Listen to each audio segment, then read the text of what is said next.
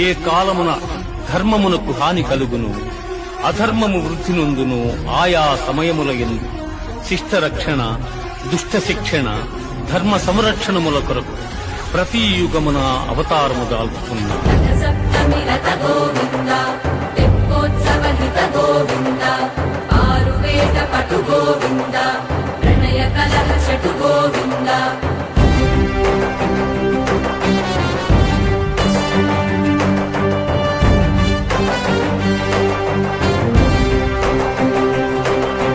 పుష్పయాగయుగ Govinda, Punya ప్రపూర్ణ Govinda,